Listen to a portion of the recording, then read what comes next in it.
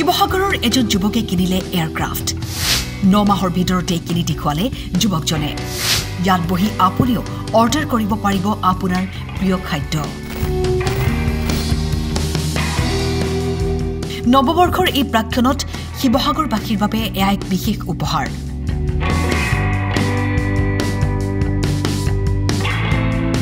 এয়াৰক্ৰাফ্টখনতেই সজাই তোলা হ'ল ৰেষ্টুৰেণ্ট শিৱসাগৰৰ সমাজকৰ্মী যুৱ ব্যৱসায়ী হৰিপ্ৰসন্ন হাজৰিকাই ক'লে কেনেকৈ মিৰাটলৈ যাওঁতে যুৱকজনে দেখিছিল এনে এক এয়াৰক্ৰাফ্ট উৎকণ্ঠা সামৰিব নোৱাৰি কৰ্তৃপক্ষক এনে এয়াৰক্ৰাফ্ট ক'ত পোৱা যায় বুলি সোধাত এইবোৰ বাদ দিয়ক আপুনি কিনিব নোৱাৰিব বুলি কোৱাত তেতিয়াই মনত সপোন বান্ধি লৈছিল এদিন এনে এখন এয়াৰক্ৰাফ্ট কিনিব তেওঁ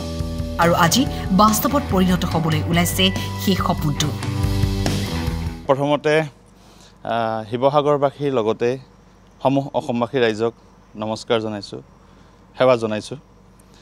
আচলতে আমি সকলোৱে জানো শিৱসাগৰ এখন ঐতিহাসিক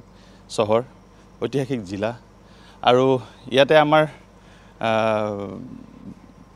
মানে যিমানখিনি ধৰক আহোমৰ এসময়ৰ ৰাজধানী আছিলে ৰংঘৰ কাৰেংঘৰ শিৱদৌল দেৱীদৌল বিষ্ণুদৌল আমাৰ শিৱসাগৰত বিৰাজমান আৰু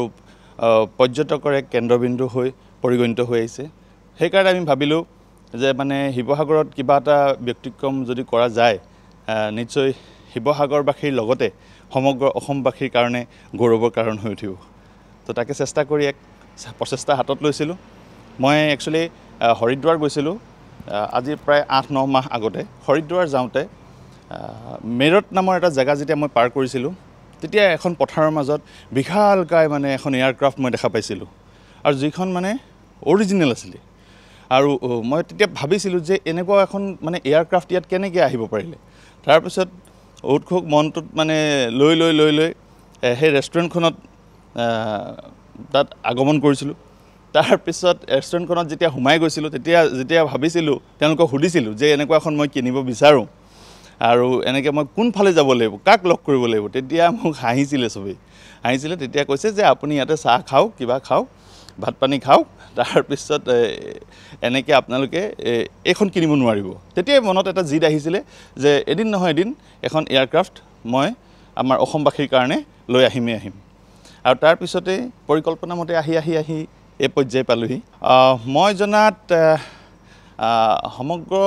ভাৰতবৰ্ষত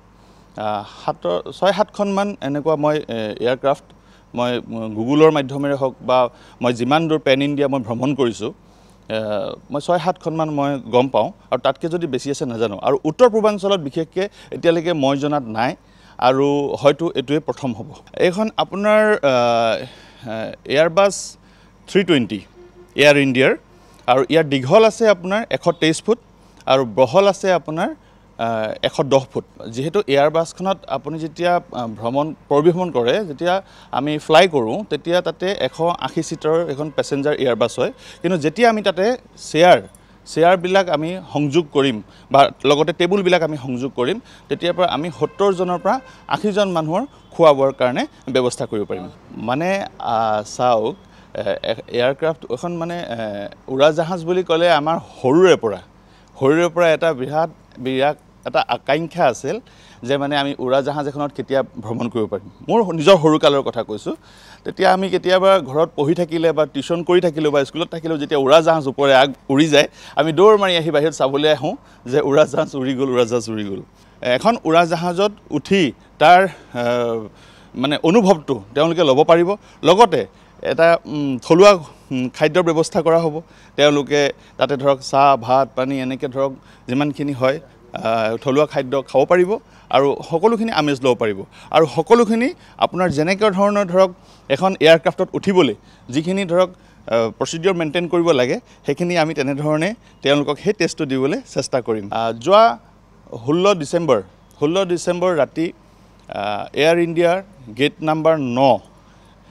ৰাতি 2:30 বজাত আমি 3খন টেইলাৰত এয়াৰক্ৰাফ্টখন আনিছোঁ